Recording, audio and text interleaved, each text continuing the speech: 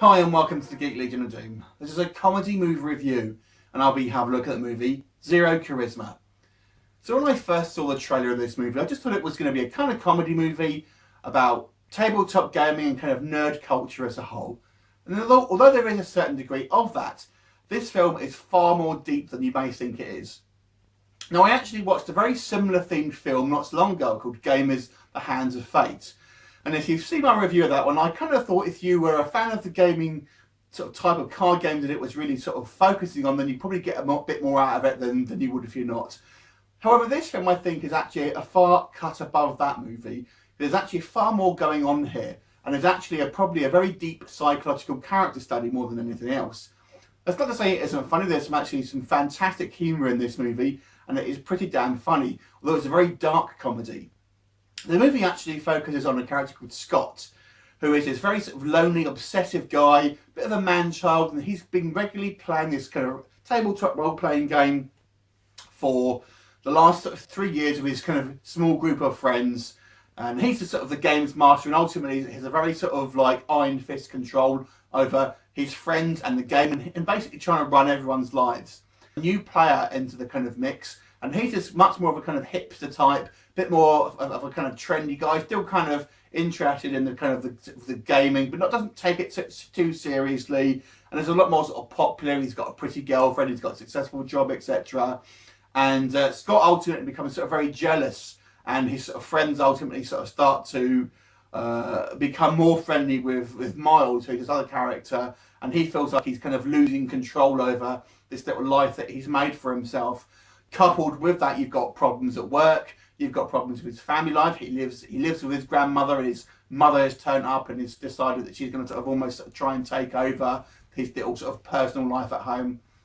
And so what you've got here is really Scott just kind of losing control of this very sort of structured sort of procedural life that he's had over the last sort of few years, and ultimately almost has a kind of mental breakdown in the film where he just can't control things the way he wants ultimately, and how he deals with it, because he's kind of hasn't really developed his kind of social skills and his kind of mental attitudes towards certain things, the way he sort of acts out ultimately. It's a really very interesting film to watch. I think if you're a fan of kind of geek culture, don't be put off if you've not played these tabletop role-playing games. I haven't at all, and I found this film thoroughly interesting. Now, yes, I do like geek culture, obviously. This is why I make this channel. But I have never played a role-playing game, tabletop role-playing game in my life. But I don't think you have to really be into that sort of that scene to kind of get into this film. If I refer to the other movie I mentioned as well, Gamers: Hands of Fate, that film I felt really you had to really be into that kind of type of games to really get anything out of that movie. Whilst this one I don't think is the case, because there's actually far more going on in regards to just the sort of the characters themselves. They're far more realised. It's a really fantastic psychological character study, I've really got to say. I think everyone is sort of portrayed fairly. There's a lot of kind of negatives that you'll see from sort of nerd and sort of geeky culture, but also a lot of positives as well, the sort of camaraderie that these sort of guys have and things like that. So it's very, very interesting.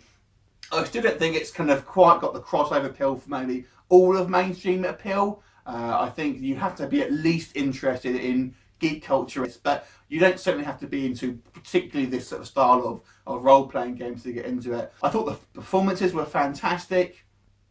You know, you kind of really get into. There are a couple of maybe sort of stereotypes here, but nevertheless, it was a really, really decent film.